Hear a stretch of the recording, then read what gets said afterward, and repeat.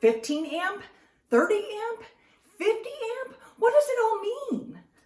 Have you ever gone to book a campsite and they ask you how many amps your camper is? Well, we're here to break it down for you. I'm Kevin, I'm Amy. and we're Camping Camping Companions.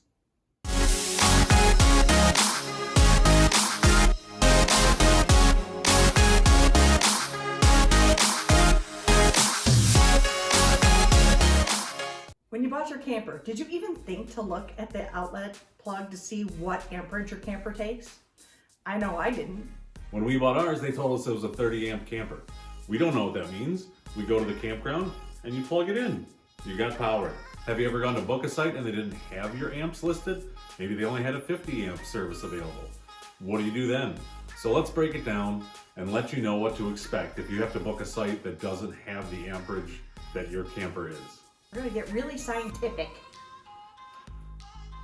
A 30 amp has 3 prongs, like this one. And then a 50 amp has 4 prongs, like this one. Most travel trailers are going to come with a 30 amp service. When you get into the larger fifth wheels, Class A's, Class C's, you're most likely going to have a 50 amp. And that's because the bigger units have more need for power. Most of them have 2 air conditioning units, residential sites, refrigerators, and appliances like that. So that's why the bigger rigs require the bigger amperage. Yes, with a regular travel trailer, you're probably gonna have your coffee maker plugged in, maybe an electric griddle. We have our toaster oven plugged in on the outside. So you're gonna be using a little bit less power than what you would normally get in one of the larger rigs. So what brought this whole video about is that we're going to be camping with some friends and they aren't camping near us. We're at the same campground at the same time, but they're in a completely different loop because they require 50 amp service and we booked for what our camper needs at 30 amp service. So they got us asking, what's the difference and why? Our question to them was, why can't you just get an adapter and come stay by us? We did our research and found out that you're not going to get the same power plugging into the 30 amp with an adapter from your 50. Now they do have adapters you can go and buy. They're not very expensive, generally under $20, but as we found out, plugging a 30 amp adapter into a 50 amp power pole is not going to give you the 50 amp service to your camper. Your camper can only handle 30 amp service. So although you may be able to use the power from the power pole, you're not going to benefit more with extra electricity. We went ahead and did all the number crunching for you so you can get an idea what's going to happen when you plug in, use adapters and everything else.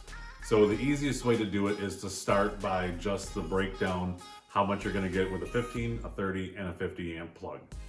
So what you do is you take your volts, multiply it times your amps, and that is the wattage that your camper is using. The wall outlets are 120 volts. You multiply that by your 30 amp service, and that gives you your total watts, which comes to 3,600. So that's the total that you have to use all at one time in your camper.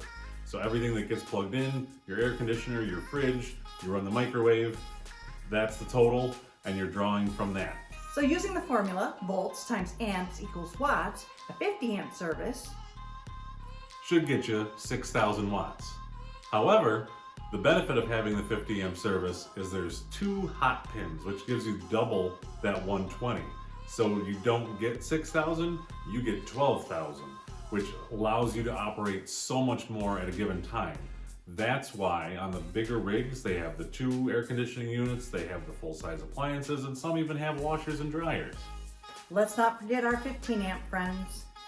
Most campers don't take a 15 amp plug, but if you wanted to, say, blow up an air mattress or use a coffee pot outside separate from your camper's electricity, you can run an extension cord over to the power pole.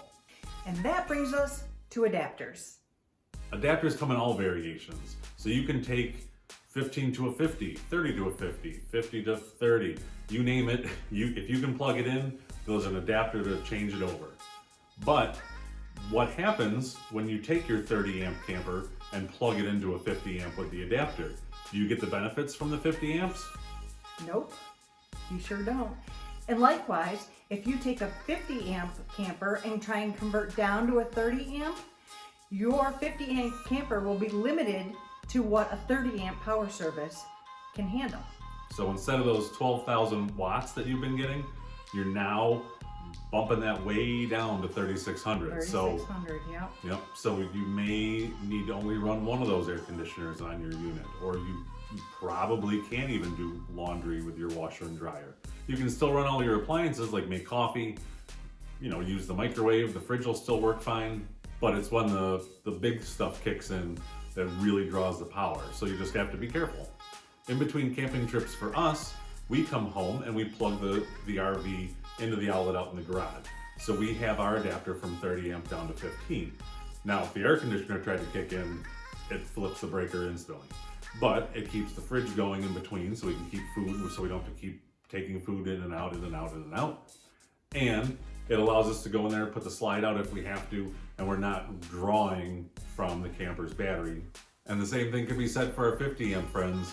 If you're coming home for a week and you need to store it by the garage, you can still plug into the outlet back there, just don't run the air conditioners. You're just gonna get the power to use for your simple stuff. Like we said, preparing for the next trip out. So use adapters sparingly, especially on long periods of time. They have been known to overheat occasionally, especially going from say 50 down to 30 amp. So where do surge protectors fit into all of this? We'll do another video about that next week, so stay tuned. Did you learn a lot about electricity? I know that we did when we started making this video for you guys. If there's something we missed, or if you've got a story, have you plugged in your coffee pot and your toaster oven at the same time and you flipped a breaker? Most likely you have, because I know we have. Please consider subscribing to our channel. We do all things camping, from camper tours to campground reviews, and we hope you join us. Until next week, happy camping.